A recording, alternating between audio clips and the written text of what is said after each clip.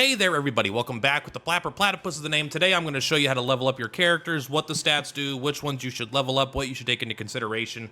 Really quick spoiler warning before then, you are going to see some characters, if you're still in the early game, you may not have.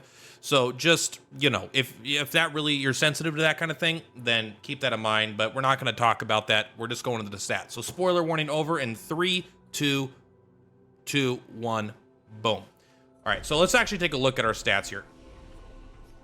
We are going to be looking at my character here. She is my highest level character, currently level 84. So what should you do when you get here? First thing you should not do is panic or worry, because you get a lot of recoats. I still have 38 recoats and I have not been buying them from the shops.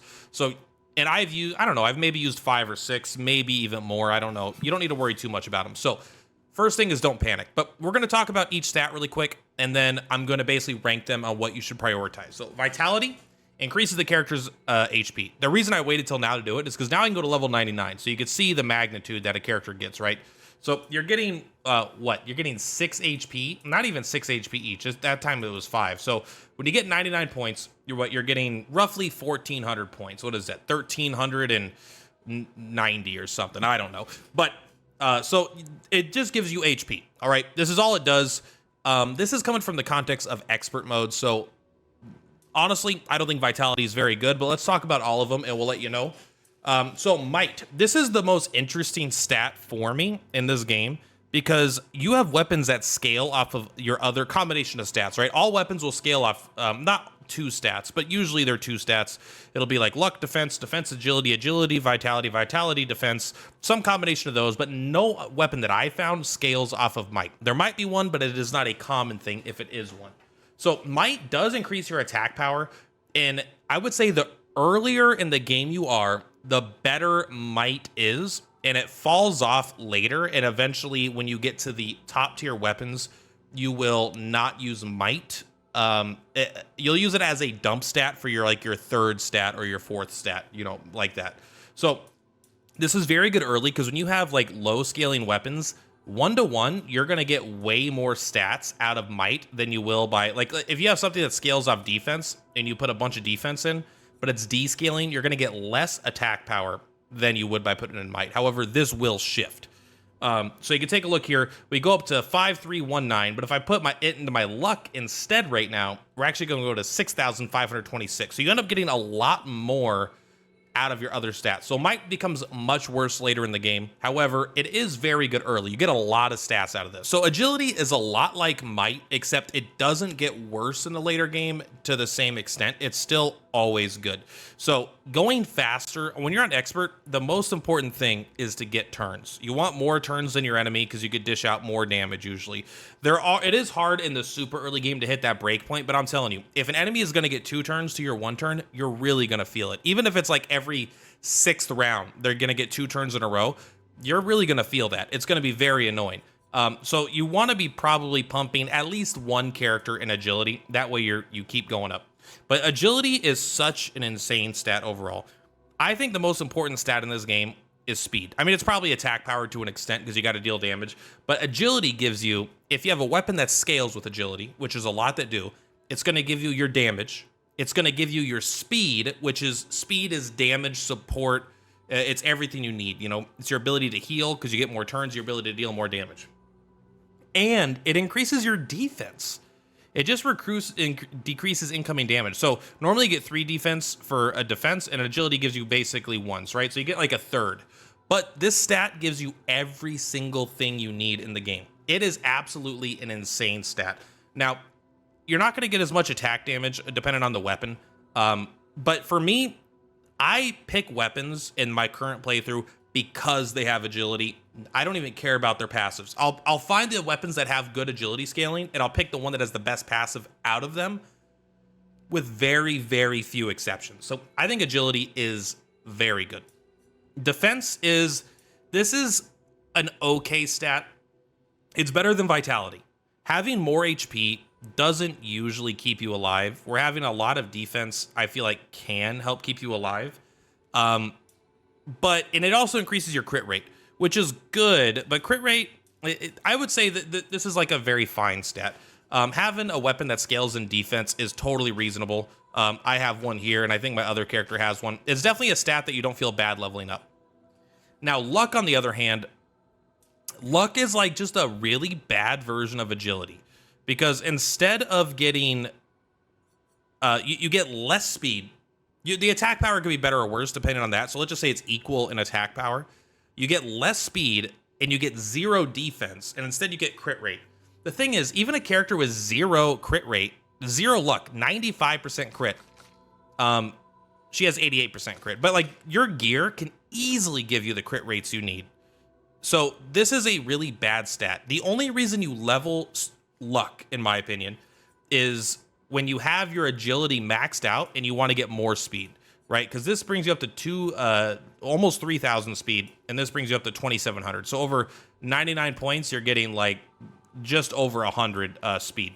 Whereas here, you're going to be getting closer to 346 speed. So you get a lot more there, and you get that 182 defense, which is just huge.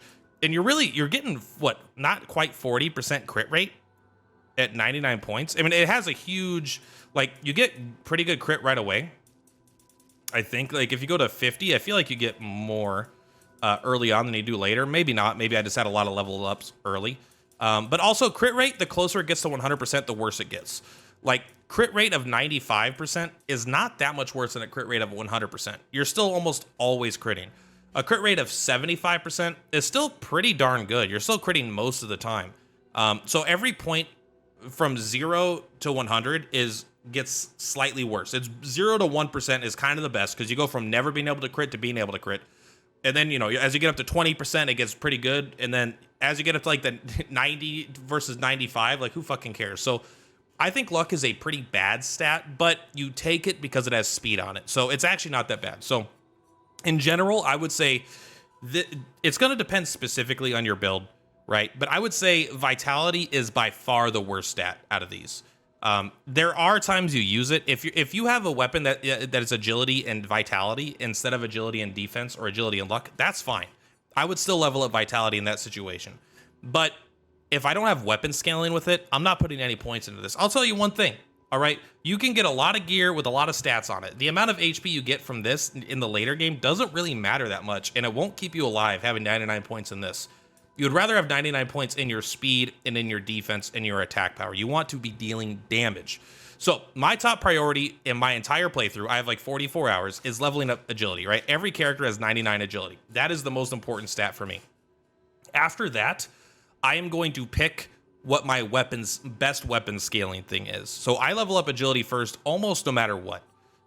If I did a different playthrough where there was a weapon that scaled up vitality and defense, maybe I would skip agility, but I haven't done that even once yet this playthrough. Secondly, I'm going to level up a stat that is going to increase my weapon damage. Ideally for me, this is luck, because it's going to continue to give me speed. But let's say it's defense, okay? So after I get the agility and then the defense, or whatever your primary weapon stat is, then you're going to pick the best stat for you. You got to choose on your roll here.